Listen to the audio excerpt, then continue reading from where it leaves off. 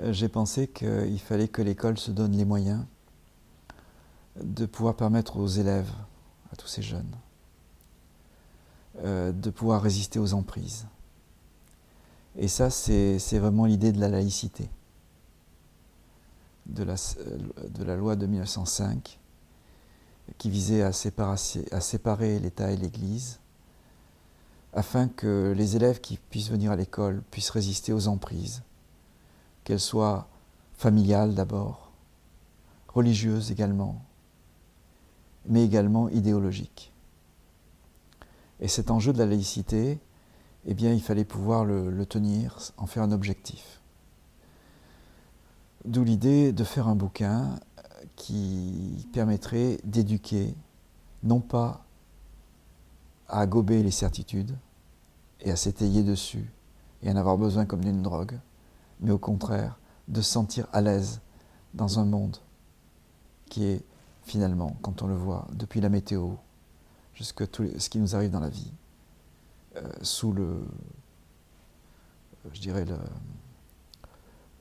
qui est géré par un principe d'incertitude. Et dans ce livre, j'essaye de montrer que finalement, ce n'est pas les religions qui ont le monopole des certitudes et de la pensée dogmatique, mais que ça peut être également au nom des sciences qu'on peut enseigner des dogmes. Quand dans mon université, une biologiste dit « l'évolution n'est pas une théorie, c'est un fait », il y a un petit pas qui est fait, même pas si petit que ça, vers la pensée dogmatique. Or, l'effet de la pensée dogmatique, c'est que quand on partage le même dogme, ça va, on est amis. Mais quand on ne partage pas le même dogme, alors on devient des ennemis. Et là, encore une fois, l'histoire de l'humanité nous montre comment ça s'est passé par le passé, et par le présent encore. Donc l'idée, c'est d'avoir un objectif commun, c'est de développer la pensée non dogmatique.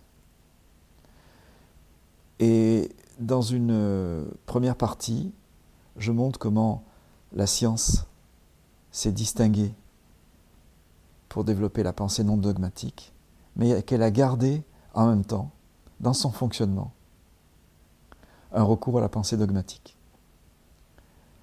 Et de temps en temps, il faut des crises scientifiques pour justement secouer les dogmes et changer de paradigme scientifique.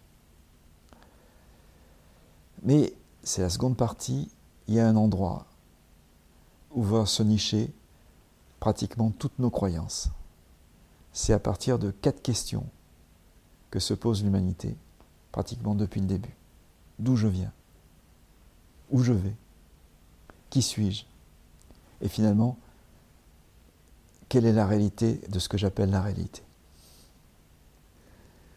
Donc dans cette deuxième partie, il va y avoir une exploration de ces questions et quelles sont les réponses qu'on y donne. Et et ça m'a d'ailleurs fait lire beaucoup de choses, et j'ai montré que chaque fois qu'on croyait comprendre, qu'on croyait savoir, eh bien c'est ça le fonctionnement scientifique.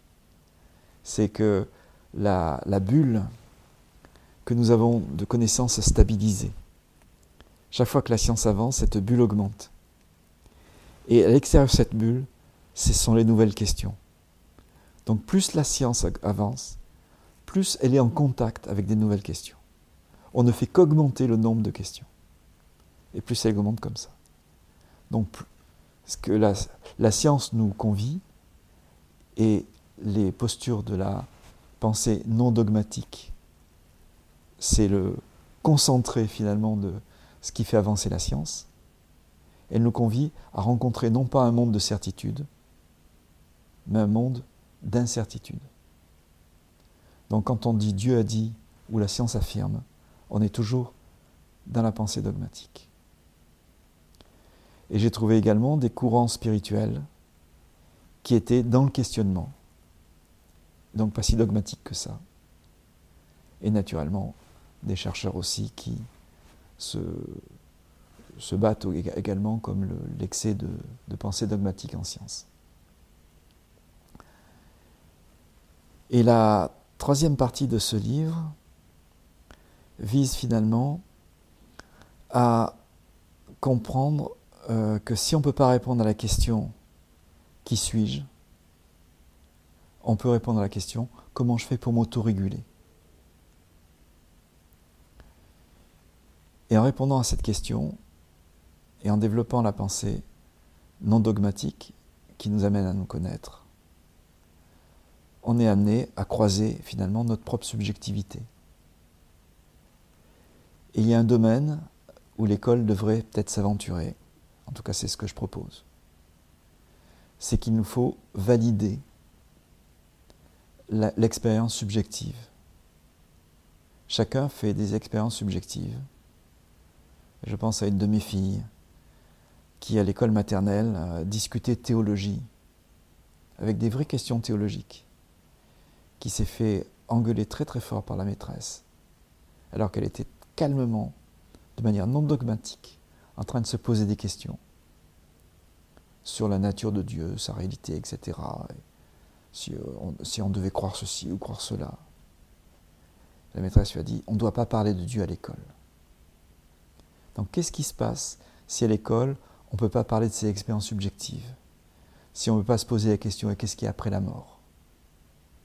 Donc ce n'est pas au niveau des réponses que l'école doit apporter des nouvelles certitudes. C'est permettre justement à que ces questions puissent avoir lieu.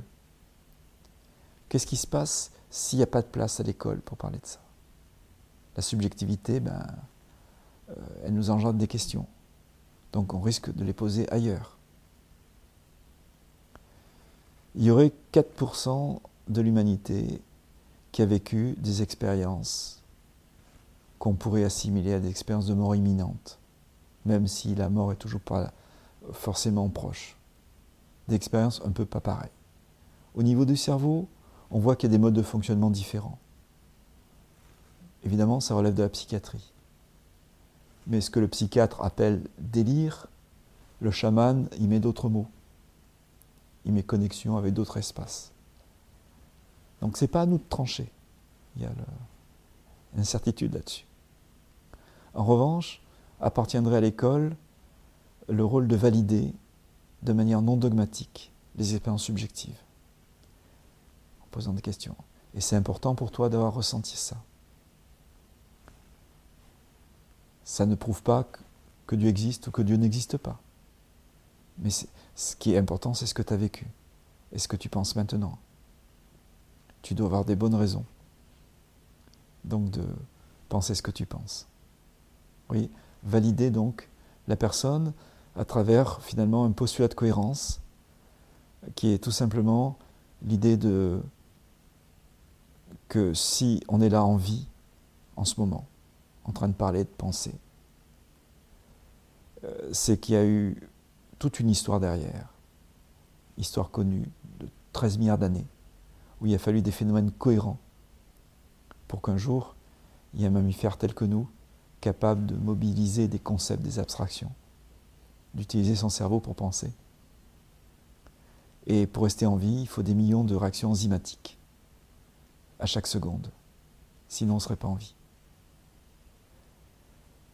Eh bien, le postulat de cohérence extrapole à la subjectivité cette cohérence qui est à l'œuvre depuis 13 et quelques milliards d'années, nous disent les physiciens. Rien d'autre. C'est juste un postulat, on ne peut pas le démontrer. Et il s'énonce de la manière suivante.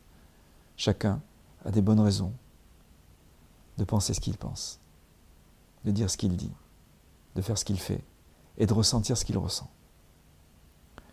Et ce postulat de cohérence devrait être le fil directeur pour finalement valider les expériences subjectives des élèves.